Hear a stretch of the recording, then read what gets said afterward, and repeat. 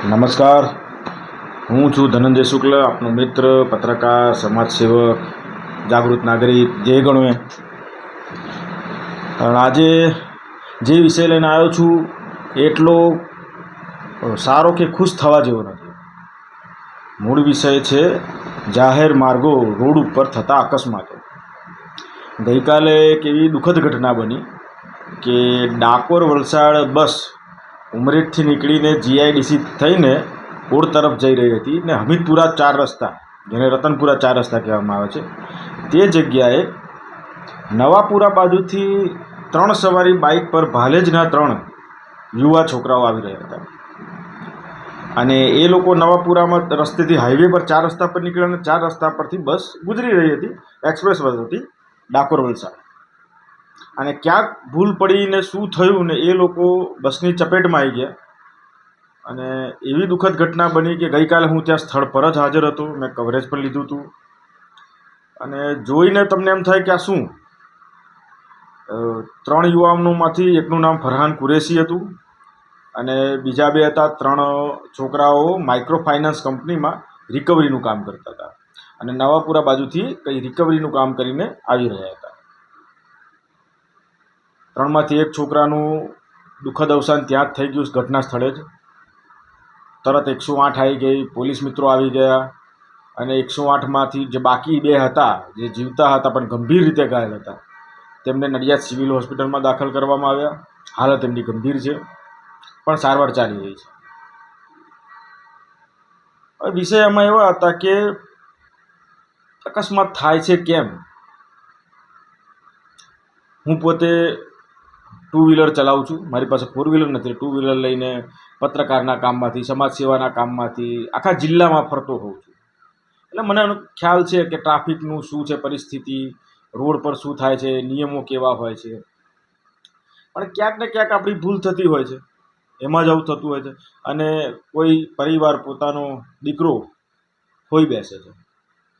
આ કેટલી દુઃખદ ઘટના. અને હજુ તો 2 ગંભીર છે. ભગવાનને એવી પ્રાર્થના કરીએ કે સાજા થઈ જાય, એમને કોઈ ખોડ ના રહી જાય એવું કંઈ. પણ આવું ના થવું જોઈએ મિત્રો, આવું ના થવું જોઈએ. એક્સિડન્ટ પછી જાહેર બેઠો તો બહાર બધા જોડે વાતો કરીએ એટલે અમુક લોકો કહેતા હતા, મિત્રો, કે 108 એમ્બ્યુલન્સને આવતા 10-12 મિનિટ થઈ ગઈ કે છે. આવું ચાલે? પોલીસ મિત્રો 10-15 મિનિટે આવ્યા, આવું ના ચાલે. તો મિત્રો એક સમજવાની વાત છે કે સરકારે, એવું નથી કે હું અત્યારે જે સરકાર છે ભારતીય જનતા પક્ષની, એનો હું પક્ષ લઈ રહ્યો છું. કોઈ પણ પ્રશાસન હોય, કોઈ પણ સરકાર હોય, જો તે સક્રિયતાથી લોકોની સેવા માટે આગળ આવતી હોય તો એમાં આપણે ઊંડું સમજ્યા વગર એકદમ ભૂલ કાઢવી પણ કેટલી યોગ્ય. માનો કે 108 એમ્બ્યુલન્સ, કાલે 3 વ્યક્તિ 3 સવારી બાઇક પર હતા, ભાલેજના યુવકો. 3 વ્યક્તિ ગંભીર રીતે ઘાયલ, એમાં એકનું તો અકસ્માતમાં મૃત્યુ જ થયું. 3 એમ્બ્યુલન્સની જરૂર પડી હતી અને 3 108 એમ્બ્યુલન્સ ત્યાં વિધિન 10 થી 12 મિનિટની અંદર આવી ગઈ હતી. તો મિત્રો શું એવું તો ના હોય ને કે 2 કે 3 કિલોમીટરના અંતરે એમ્બ્યુલન્સ 3 પડી હોય 108 અને તરત જ ઘટના થાય અને ફોન કરો તો 2 કે 3 મિનિટમાં આવી જાય. દૂર હોય, હા, એમ્બ્યુલન્સને ટ્રાફિક ના નડવો જોઈએ, છતાં પણ ટ્રાફિક નડે તો વાર લાગે 10-12 મિનિટ. એટલે આપણે એકદમ કોઈ વસ્તુનો વિરોધ કરતાં પહેલાં વિચારીએ કે જેનો વિરોધ કરીએ છીએ તે કેટલા અંશે યોગ્ય. અને વિરોધ કરતાં પહેલાં આપણે વિચારી લઈએ કે તેના કારણો શું હોઈ શકે. 10-12 મિનિટ થઈ 108ને આવતા, તો તેના કારણો શું હોઈ શકે. બાકી ખૂબ સક્રિય છે 108 અને 108ના ડ્રાઈવર, ડૉક્ટર ખૂબ સક્રિય છે, તરત દોડીને આવે છે. એટલે એકદમ એ જ રીતે પોલીસ મિત્રો. હવે આખા તાલુકાનું મુખ્ય મથક છે ઉમરેઠ, એનું મુખ્ય પોલીસ સ્ટેશન ઉમરેઠ. એક પીએસઆઈ સાહેબ છે ને એક સેકન્ડ પીએસઆઈ સાહેબ છે અને એમનો સ્ટાફ. અને કોઈને કોઈ જગ્યાએ બધાને મૂકેલા હોય, બંદોબસ્તમાં મૂકેલા હોય, સરકારી કામમાં હોય, બીજા બધા કામમાં. અને એકદમ આવો એક્સિડન્ટ થયા ત્યાં મોટી સંખ્યામાં પોલીસ મિત્રો તરત જ આવી ગયેલા. ટ્રાફિક ક્લિયર કરાયો, ત્યાં 108ને પાર્કિંગ કરાવી, અંદર એમને લઈ જવામાં મદદ કરી, બધું કર્યું. પણ અલગ અલગ જગ્યા હોય ને એકદમ મોટી સંખ્યામાં પોલીસ મિત્રો ત્યાં તો 10-12 મિનિટ થાય. અને એમાં આ ભારત દેશ છે કે જ્યાં અત્યારે કદાચ ચીનને પણ આપણે ક્રોસ કરી લીધું છે જનસંખ્યામાં, તો વાર લાગે. એટલે એકદમ આપ સરકાર કે બીજી સરકાર કઈ છે કયા પક્ષની જેની વાત નથી, પણ સ્થાનિક તંત્ર દ્વારા જે સુવિધાઓ થતી હોય એમાં એકદમ આપણે વિરોધ કરતા પહેલા વિચારી લઈએ કે એ જગ્યાએ આપણે કહીએ કે ચાલો 108નો ડ્રાઈવર હું છું, હું 5-7-10 કિલોમીટર દૂર છું, બીજી 2 એમ્બ્યુલન્સ પણ 10-10 કિલોમીટરના અંતરે છે, એમની પર ફોન ગયા તો મારે એમ્બ્યુલન્સ લઈને ઘટના સ્થળે પહોંચતા કેટલી વાર લાગશે. જો આ રીતે વિચારીશું તો આપણને ખ્યાલ આવશે કે ના, એ લોકો એટલા ખોટા નથી. અને વાત રહી એક્સિડન્ટની, તો મિત્રો હું તો બધાને વિનંતી કરવા માંગીશ કે પહેલું તો 3 સવારી બાઇક પર નહીં ફરવું. મિત્રો 3 સવારી બાઇક પર નહીં ફરવું. એમાંય જ્યારે આપણે હેલ્મેટ ના પહેરતા હોઈએ, એમાંય જ્યારે આપણે ઓવર સ્પીડિંગમાં જતા હોઈએ, ખૂબ ઝડપથી જતા હોઈએ, તાપ હોય, મોડું થયું હોય, કોઈને સમય આપ્યો હોય ને સમય ચૂકવાનો, આવા કારણો હોય એટલે ઝડપથી જતા રહીએ, અને એમાં પણ 3 સવારી હોઈએ અને હેલ્મેટ ના પહેર્યો હોય, તો આ કેટલું યોગ્ય મિત્રો? આપણે પ્રયત્ન કરો જ્યારે આપણે ઘરેથી મોટરસાઇકલ કે બીજું કોઈ પણ સાધન લઈને નીકળીએ તો એ વખતે ધ્યાનમાં રાખીએ, ડ્રાઈવ કરતી વખતે ધ્યાનમાં રાખીએ કે મારી ઘરે કોઈ રાહ જુએ છે. અને તમે તમારા ઘરના યુવા કમાઉ દીકરા છો, તમારા ઘરનો આધાર તમે છો. તમે નહીં હો તો શું થશે કલ્પના કરો.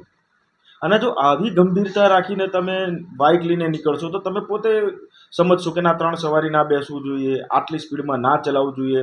જો કાલ ઉઠીને કંઈક થઈ ગયું, હું નહીં હોઉં તો મારા ઘરમાં શું પરિસ્થિતિ થશે. તમને લાગશે મિત્રો કે આ એક એક્સિડન્ટ થયો, આવા તો થતા રહે છે અને કેમ ધનંજયભાઈ આવો વિડીયો બનાવ્યો. પણ આ એક એક્સિડન્ટની વાત નથી. જો તમે એક રિપોર્ટ કાઢશો કે ગુજરાતમાં કે ભારતમાં રોજના કેટલા એક્સિડન્ટ થાય છે, એમાં કેટલા લોકો મૃત્યુ થાય છે, એમાં કેટલા 4 વ્હીલર, કેટલા બસ, કેટલા 2 વ્હીલર, અને શું કારણે કઈ ભૂલ હોય છે, તો તમને ખ્યાલ આવશે કે આ કેટલો ગંભીર વિષય છે. મિત્રો મોટા મોટા રોગો કરતાં વધારે એક્સિડન્ટમાં મૃત્યુ થઈ રહ્યું છે અત્યારે ભારતમાં. એના જવાબદાર ક્યાંક ને ક્યાંક આપણે ઢોળી દઈએ છીએ કે ભાઈ આરટીઓ વાળા, પોલીસ વાળા ધ્યાન નથી રાખતા અને નિયમ નથી જળવાતા. આપણે વિચારીએ આપણા પોતા મનમાં કે આપણે કેટલા નિયમો સાથે નીકળીએ છીએ. શું આપણે હેલ્મેટ પહેરીને હાઈવે પર નીકળીએ છીએ? ચાલો ગામમાં તમે હેલ્મેટ નથી પહેરતા, હાઈવે પર આપણે હેલ્મેટ પહેરીને ફરીએ છીએ? શું આપણે 2 સવારી ફરીએ છીએ કે જ્યાં કોઈ દિવસ બેસાડીએ છીએ? જરૂર કરતાં સ્પીડ વધારે આપણે આપીએ છીએ કે માપની સ્પીડમાં ફરીએ છીએ? આપણે પણ વિચારવું જોઈએ ને મિત્રો. દરેક વ્યક્તિના આધાર, પરિવારનો આધાર એ વ્યક્તિ હોય છે. ના કરે નારાયણને કાલે આવો કોઈ એક્સિડન્ટ થાય, મૃત્યુ ના થાય ને કોઈ ખોડ ખાંપણ રહી જાય, કોઈનો પગ તૂટી ગયો, કોઈના હાથ તૂટી ગયા, કોઈને આંખો કે કાનમાં કોઈ ઇન્દ્રિયમાં ઈજા પહોંચી ગઈ, તો મિત્રો એનું આખું જીવન કેવું? બીજા ઉપર આધારિત જીવન થઈ જાય ને. એટલે 4 વ્હીલર, 2 વ્હીલર લઈને મિત્રો ખૂબ વિચારવાનું, કેવી રીતે ચલાવવું, કેવી રીતે નહીં ચલાવવું, ધીમે ચલાવવું, માપની સ્પીડથી ચલાવવું, 2થી વધારે એની બાઇક ઉપર ના બેસાય, હાઈવે પર ફરીએ તો ઓવર સ્પીડિંગ ના કરીએ, હેલ્મેટ પહેરવાનું ખાસ ચિંતા કરીએ અને સ્પીડ તો ના જ રાખીએ. મિત્રો એક બાજુ ઉનાળો છે, હીટ વેવ છે, 5 દિવસની આગાહી છે ગુજરાત સરકારે આપી છે કે 45-46 ડિગ્રીની ઉપર તાપમાન જઈ રહ્યું છે, બળબડતો તાપ છે.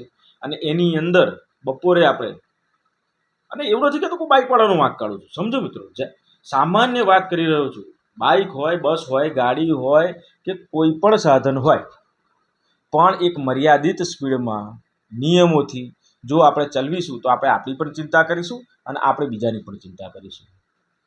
દરેક ભારતીય નાગરિકની ફરજ છે અને એ ફરજ આપણે ચૂક ના થાય ને ના જ થાય.